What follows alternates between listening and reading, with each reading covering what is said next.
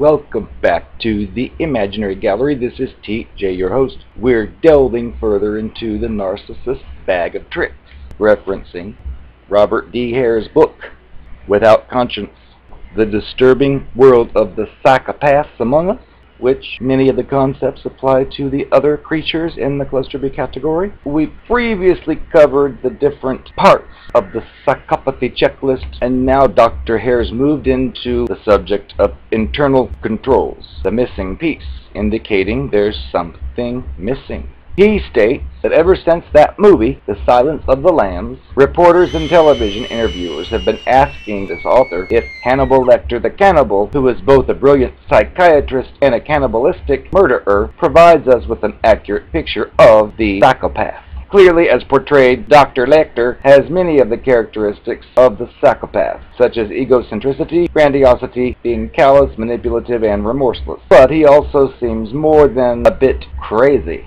This is not surprising. Both Lecter and the serial killer in the movie Buffalo Bill, a transvestite who skins his female victims, bear some resemblance to a real-life psychotic serial killer, Edward Gein, the head of the psychiatric hospital for the criminally insane in which Lecter is housed, said, "Oh, he's a monster, a pure psychopath. So rare to capture one alive." This, of course, is grossly inaccurate, and it reflects the common assumption that all psychopaths are grisly serial killers who torture and maim for kicks. If Lecter is a psychopath, he is far from a typical one. If he did exist, he's a fictional character, of course. He'd be a member of a rather select club. Serial killers are extremely rare. There are probably fewer than 100 in North America. In contrast, there may be 2 to 3 million psychopaths in North America. Even if almost all the serial killers were psychopaths, this would mean for every psychopath who's a serial killer, there are 20,000 or 30,000 psychopaths who do not commit any kind of serial murders. The portrayals that you see in the films, such as Lecter, give the public a highly distorted view of the disorder. In most instances, it's egocentricity, whim, and the promise of instant gratification for more commonplace needs, not the drooling satisfaction of bizarre power trips and sexual hungers that motivate the psychopath to break the law. Next, Dr. Hare discusses breaking the rules. He gives us a lesson that states that our society is composed of many rules. Some of them are actually formalized into law form, and others are just simply widely accepted beliefs about what's right and what's wrong. Each one of these protects us as individuals and strengthens our society's fabric. Fear of punishment certainly helps to control us and keep us from doing bad stuff. But there are other reasons why we all follow the rules. One of them is a rational appraisal of the odds of being caught. If you decide to steal that tomato over there in the grocery store, you have to wonder, is there a camera watching? What if a policeman's over around the corner watching you and comes after you? A philosophical or theological idea of good and evil. Perhaps you were taught as a child, "Thou shalt not steal." So when you're at the store and there's a pretty tomato there and it looks like nobody's around, do you grab that tomato? A capacity for thinking about and being moved by the rights, feelings, needs, and well-being of the other people around us. Learning to behave and follow the rules and regulations of a society is called socialization, which Hare tells us is a very complex process. On practical levels, it'll teach the kids how things are supposed to be done. In the process, through parenting, schooling, school experiences, religious training, and so on, helps create a system of beliefs, of attitudes, and personal standards that determine how we interact with the world around us. This socialization process also contributes to the formation of what many people would call their conscience.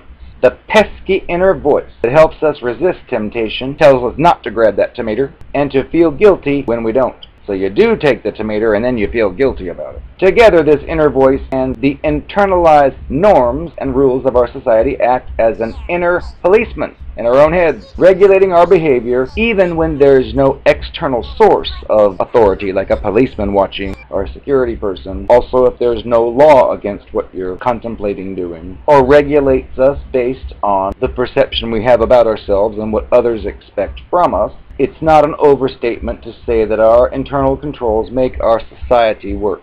Our collective amazement and fascination with the psychopath's utter disregard for rules suggests, by comparison, the power that our inner policeman actually has over us. But in the Cluster B Creature's life story, typical social experiences that the rest of us go through, such as stealing that tomato and being caught and punished, or just the belief that it's wrong to take it, things like that for the Cluster B Creature that actually would build a conscience in a regular person just do not happen with these creatures. There is no process. It's like missing, like he calls it, the missing piece. These people don't have a voice inside their head to guide them, to say, don't you take that tomato, it's not worth going to jail for, or whatever your mind might say. These creatures know the rules, but they follow only those rules of which they choose to follow, no matter what the consequences for others may be.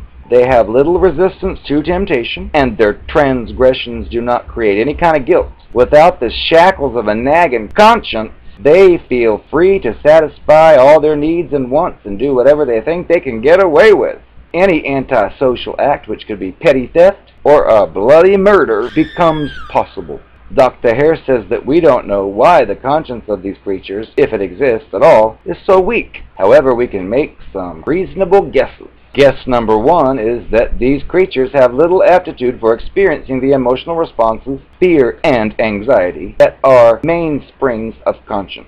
In most of us, early childhood punishment produces a lifelong link between social taboos and feelings of anxiety. The anxiety comes from our fear of potential punishment for an act, helps to suppress us in doing that act in the future. In fact, anxiety may help to suppress even the idea of the act. I considered taking that money, but I quickly put the thought out of my mind. In psychopaths, the links between prohibited acts and anxiety are very weak, and the threat of punishment fails to deter them from carrying on. Perhaps for this reason, they may have several arrests and convictions and have gone through lots of punishment, whether it's through the law or other, but it would appear, with the criminal ones at least, that no punishment ever has the slightest effect on dissuading them from gratifying their impulses. The second guess. The inner speech of psychopaths lacks emotional punch.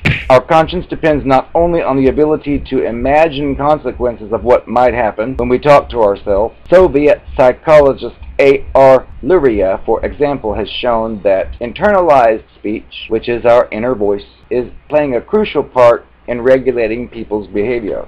But when the creatures talk to themselves, the psychopaths or the Cluster B creatures, they are simply reading lines.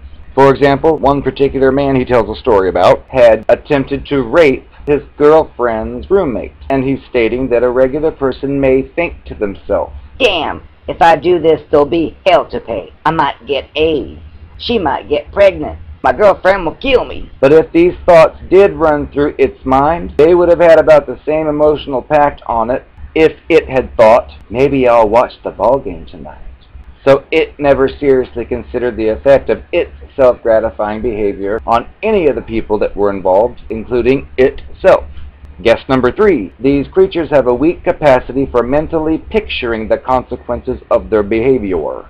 Concrete rewards are pitted against vague future consequences, with the rewards clearly the stronger of the two. The mental image of the consequences for the victim are particularly fuzzy. This psychopath they talked about before saw in his girlfriend not a companion, but rather a connection, which was a supplier of shelter, clothing, food, money, recreation, and sexual gratification. The consequences to her of his actions didn't even enter his consciousness. When it became clear that he'd squeezed all he could out of his association with her, he simply moved on to another source of supply. I am the narcopath. So it's time for some confessions. Prepare yourself.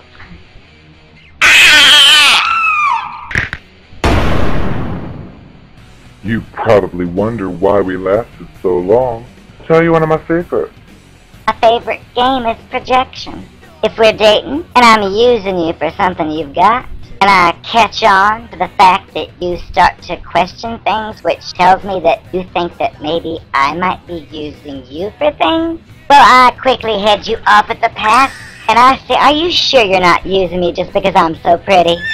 Are you sure you're not just dating me so you can look good when we go out together in public? I beat you to it. That way, when you see enough evidence to figure out that's exactly what I'm doing to you, when you say it, I'm going to be like, you're copying what I said about you. Can't you be a little bit more original? And that shut you up and gave me several more months. Then, of course, I made sure to plan things in the future, like that concert coming up 6 months down the road. I made sure we bought tickets to that together, because I know at any time you may figure out my game. I figured if you figure something out, I'll just tell you, oh, you're mistaken. Hope it works. Plus, I know you've got that in the back of your mind. We have that concert coming up in 6 months. The tickets are in our names. It works. It keeps you around. It makes you justify yourself for thinking maybe you're mistaken. And I'm in business. And that worked over and over and over again until you figured we could never be happy together. Honey, that's your fault, because you were too nosy. You should have minded your own business. That's my motto. Mind your own goddamn business. Don't be spying on me. What are you doing? So you found me. Well, aren't you the detective? I don't want to hear anything about any money. The money I took, as far as I'm concerned, you owed me. You owed me the first 100 I took because you wouldn't believe my stories when I told you I was hanging out at the hoedown with my church friends, and you had the nerve to scope out the entire place and find out that I was nowhere to be found. Well, that caused me pain and suffering. Need I go down the list? The point was, you just needed to learn to trust me. The few times you caught me with someone else, well, that was a hired actor. I didn't do nothing. I was just trying to teach you a lesson. Finally, I had enough. I took a little billfold after I drugged your beer for the evening. I laughed all the way to the bank. You ain't gonna see that money because I'm pregnant now and I've got a baby to think of. So stop being so selfish. Stop stalking me and trying to hunt me down. I don't owe you a thing. In fact, you owe me another $1 million for pain and suffering for daring not to believe me because I never lied. You are just too paranoid.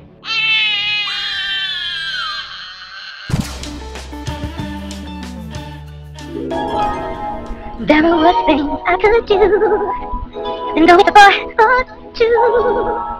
Even though the neighborhood thinks I'm trashy, no good, I suppose it could be true. But there were worse things I could do. I could flirt with all the guys, smile at them and hold my eyes,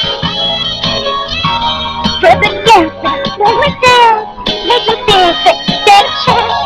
Then refuse to be true. That's a thing I'd never do. One fine night, I'll be holding on tight to a cool rider, a cool rider. If it's too late enough, it can burn me through and through. Oh, oh, if it's dead forever, I'm gonna wait forever. No ordinary boy is gonna do. I wanna ride that too.